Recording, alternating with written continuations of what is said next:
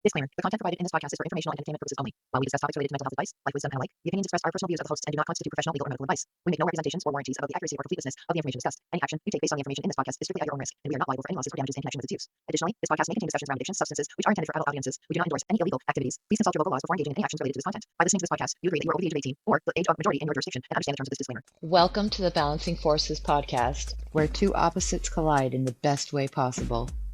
One brings the fire, the other keeps it chill. But together we share life's lessons, hard-earned wisdom, advice you can actually use. Whether you need a fresh perspective or just a laugh, we're here to elevate your mind. So buckle up, because things are about to get real and really funny. All right, so chapter 3, you are running. Do you want to know the reasons that you are smoking so much weed, addicted to lots and lots and lots of sleep, surrounding yourself with incessant commotions from crazy kid schedules to lots of dogs and animals, from constant appointments to ever-demanding career, so addicted to your sports teams, holed up in bed away from kids, responsibilities, spouse, and life, having sex with and concomitantly obsessing over another woman's husband or another man's wife, as well as subsequently lying about it, constantly looking forward to the next vacation or trying to constantly get away, shopping, and more shopping, pasted to the couch watching insane amounts of TV, drinking 3 to 4 cocktails every night, seriously ODing on corn, working crazy hours, weeks in and weeks out, year in and year out, betting so much money on football, baseball, and other sports, meanwhile missing family events because you're on your cell or in the other room tracking all the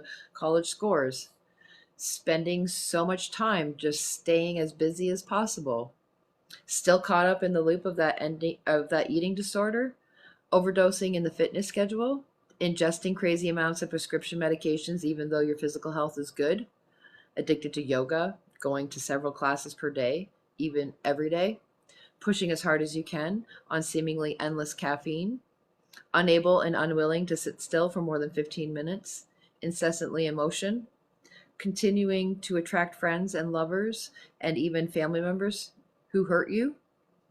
The simple truth is that you're madly engaged in these neurotic paths because you're running.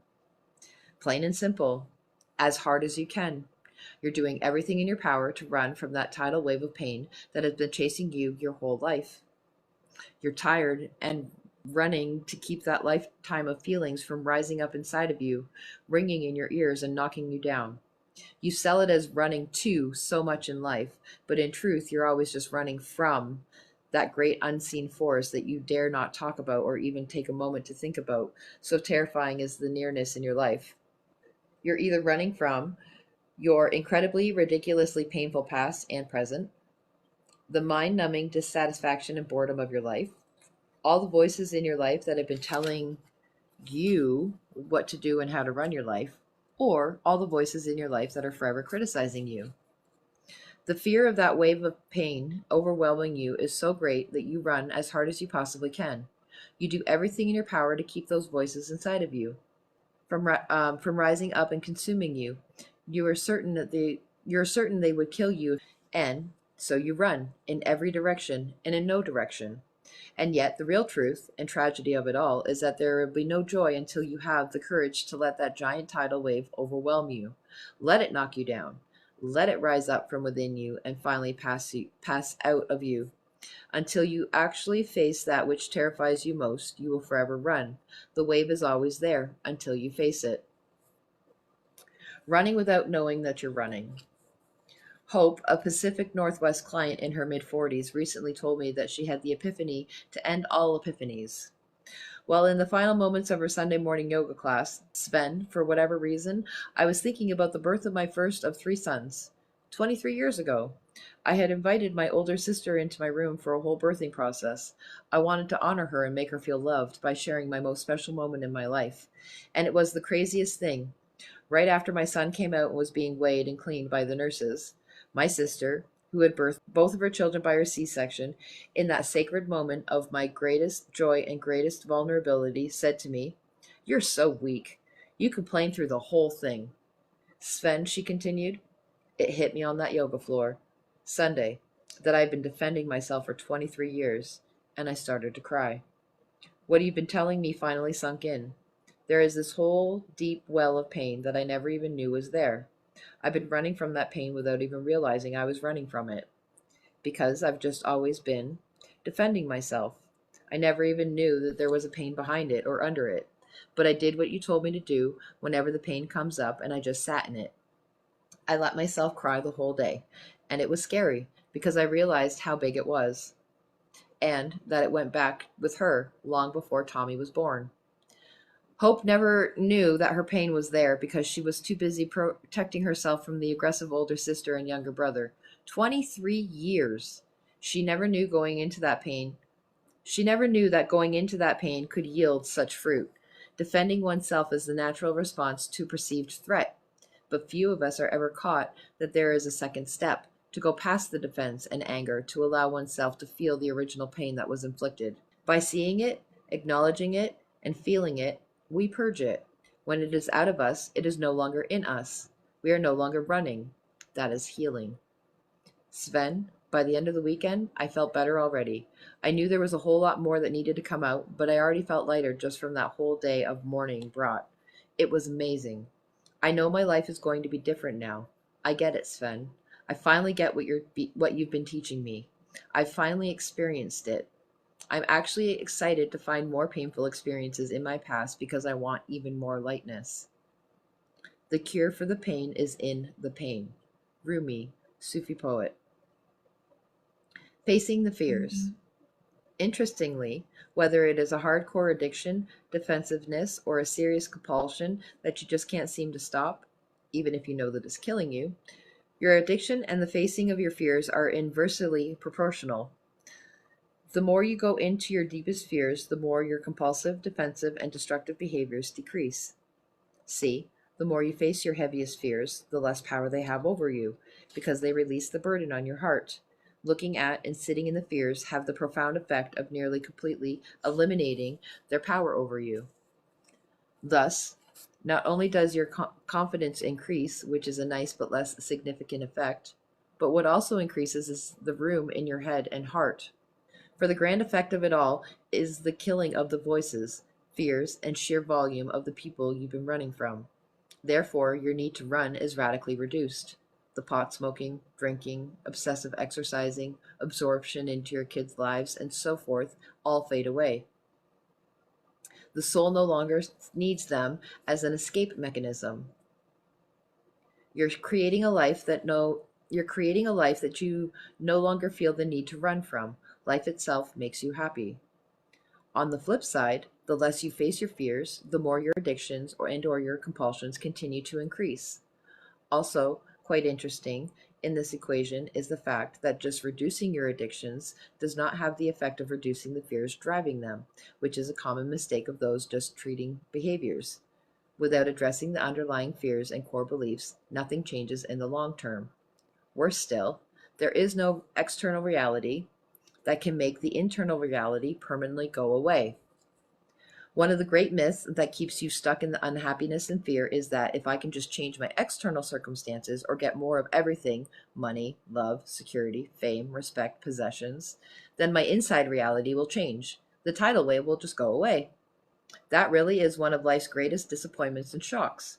No amount of stuff or experiences can, in the long run, make the hole inside full or make the soul pain disappear. Most people don't experience the truth of that until middle age. And it is a brutal, brutal teacher. You realize that you've spent decades pursuing a myth, spent your life on a path that holds nothing at the end. Sure, it had some fun times along the way, and perhaps even provided you a decent living. But that gaping hole inside of you, or that gnawing truth that you've been running from, is still there, waiting for you like an old foe waiting to be vanquished. So, you can keep running if you like, if you think the running will help, i.e., if you're still too scared to turn and look it all in the face. You can be just as stubborn as you want to be, perhaps even taking pride in your stubbornness, perhaps convinced that you can solve it all yourself and that you don't need anyone's help. Go ahead, stubbornly run. But here's the real truth of the matter. Your pain will get worse. This stuff doesn't magically go away. This stuff doesn't magically heal itself. Nope. When the gods talk, they will be heard and heeded. You can try to quiet their voices with all your pursuits. You can attempt to quiet the voice of your very own soul, longing to be heard, so that you can be set free. You can keep running, or at least try, but the gods will exact your wrath on a life that they know to be less than you, a life they wish to extract you from. The universe, your own soul, longs to lead you to a higher ground and immensely greater joy. But we so cling to that which is secure. Security is safe, and the soul and the universe are not the least bit interested in safe. They exist to lead you to an abundant life, a fulfilled life, exhilarating life, that which you know you want but are terrified to pursue. And so they whisper, that still small voice in the bottom of your soul, that tiny pulse rising up from deep within, longing to be heard. Everything else is fiction and ultimately a dead end. Until we have communion with and act on that whisper of the soul, there is nothing but unfulfillment, churning of the gut, spinning of the mind, and joylessness and anxiety. Do you have the courage to find and heed your voice? Song recommendations. A great song that gets our society's obsession with running from our problems, particularly in using drugs to run. I love the song So Intense Kevin, featuring Leon Bridges by Macklemore and Ryan Lewis. The singer and wordsmith who provided the soundtrack for the most intense 10 to 15 years of my own spiritual journey was Dan Fogelberg. This song, Ghost, nails the horrible and beautiful memories dripping with the high emotion that we run from. They sneak up like ghosts when we're alone, when we're relaxed, and when we're tired. And so we run. Solitude is too scary. Idling is terrifying. Nothing will do except to run until we simply tire of running. Journaling recommendation. 1. What is your preferred means of running? Are you an addict? Do you like the ponies? Jack Daniels? Maybe your poison is a good old American overworking or overexercising. Smoke a lot of grass? Paste your butt to the couch and binge incessantly on this golden age of television they say we're in? Or maybe it's just sheer busyness, constant movement and commotion. Or is it Oreos, pizza, bread, and more food? How are you running? 2. And now the real whopper. When did you start running? I know you're going to say, I don't know, or it came gradually. And maybe both of those answers are true. But I want you to push harder. Give me an answer.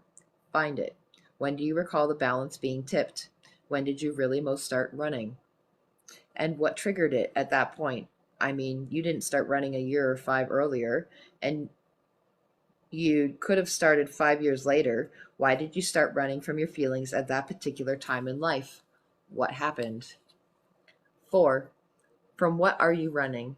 What is the one message that you can't bear to hear or look at? 5. What do you most fear in your life? 6. What feelings are you most hiding from? What is the one feeling you are least likely to express in your life and most afraid to express? And 7. Can you imagine not running? What are the 5 biggest ways your life would most be different if you were no longer running? What's the single biggest thing that keeps you from stopping the running? A book recommendation: buy a copy of the book, The Dark Side of the Light Chasers by Debbie Ford. Great book for diving into the parts of yourself that you've been hiding from and most need to express in order to become full and alive.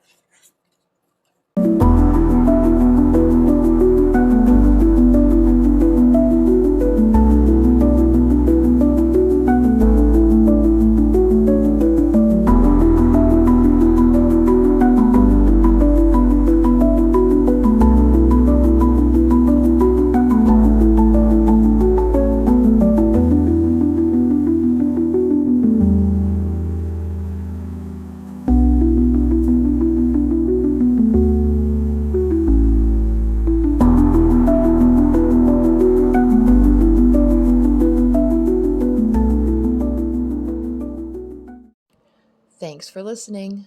Be sure to like, share, subscribe, leave a comment, share this out with your friends. At the end of the series, there will be a giveaway for a copy of your own book. Thank you.